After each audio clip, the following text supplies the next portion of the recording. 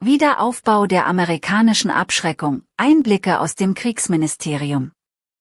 Well, Mr. President, you had to, like so many other cabinet members have referenced, rebuild the perception of America. And at the Department of War, that meant reestablishing deterrence.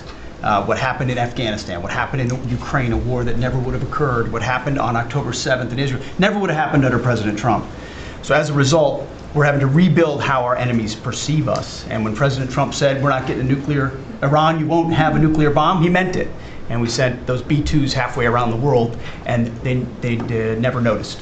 When he said, we're not going to tolerate trafficking drugs anymore in our hemisphere, we treat them like the Al-Qaeda of the Western Hemisphere, he meant it, and we're executing that. When you said, Mr. President, we're securing the border, the military was proud to do their part alongside Homeland Security to do that. Same thing with Iran right now, ensuring that they have all the options to make a deal. They should not pursue nuclear capabilities. We will be prepared to deliver whatever this president expects of the War Department, just like we did this month.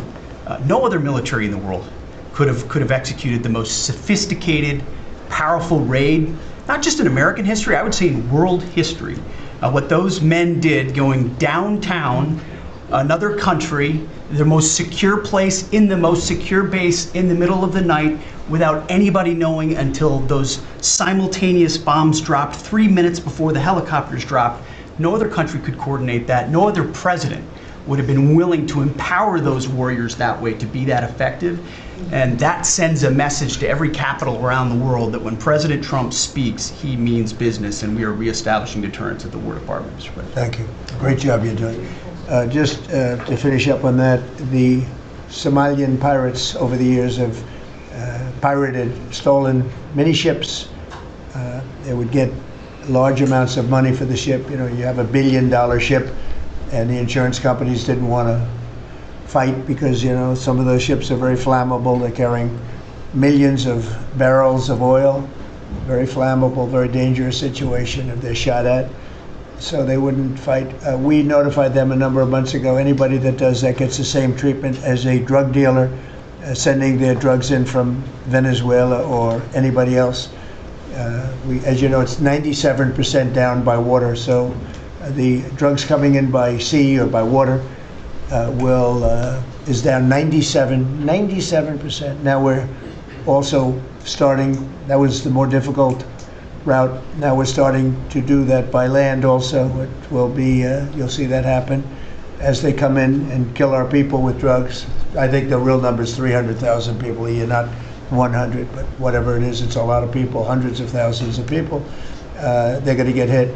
But also we added to the list the Somalian pirates that go out on a boat, similar type boat, actually not quite as fast, not quite as nice as you can imagine, but they get the same missile that we give to the people that are bringing drugs. And so far we haven't seen anybody going out. So the traffic is not being interfered with by people pirating our ships, not our ships, ships all over the world. I said, make it for any country. We're doing the rest of the world a favor. It's a very effective favor, but we see very little pirating nowadays. You used to have ships being taken every single, like 2 or 3 a week, these massive ships that be brought in to some place in Somalia, which I don't even know is it a country. We have Ilhan Omar left, and then she gives us lectures on the Constitution of the United States. These people are, what they've done to rip off our country is terrible, but the pirating has essentially stopped. They know that if anybody even makes a move toward a ship, they get the ultimate treatment. They will go to wherever they want to go, but it's probably not going to be to heaven.